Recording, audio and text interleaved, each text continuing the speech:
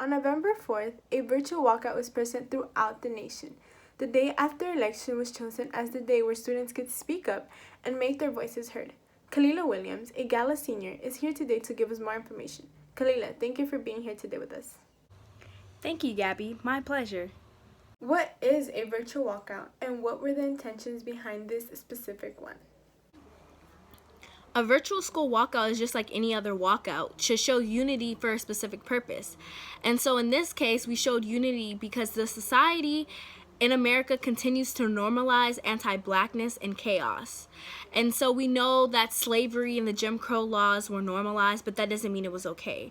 And so everybody was so hectic around this election because everyone was scared because chaos was being normalized. As we saw, stores were just like, well, if there's going to be looting, we're just going to board up. That's not okay. That's something we shouldn't have to normalize, especially as students. And I know a lot of us can't vote this election, but that doesn't mean that we don't have a voice. So we stood up during this virtual walkout to say that we're standing up against fascism, and we're saying that we have a voice even if we can't vote. What social problems are you working with right now? And do you think these kind of walkouts address these problems?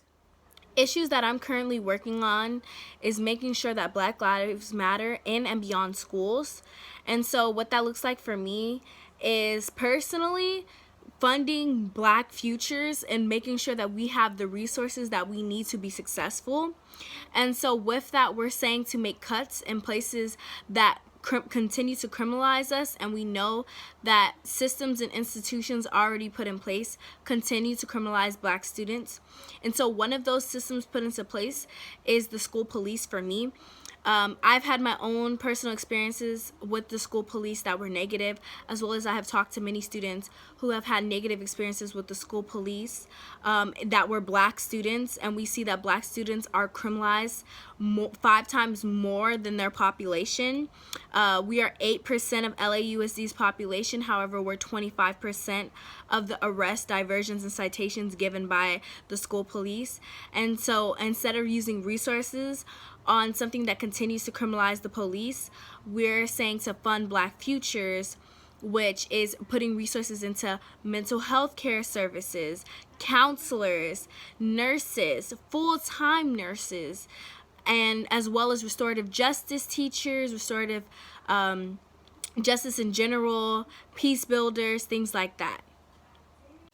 What got you involved in this type of work, and what do you hope to achieve through this? Walkouts are a form of showing unity among students because it shows how powerful you can be. And yes, it is very different virtually, but it still shows that students are united as one and that we are able to get together for a specific purpose and show unity amongst us. What advice will you give students that are trying to get involved but are not sure how?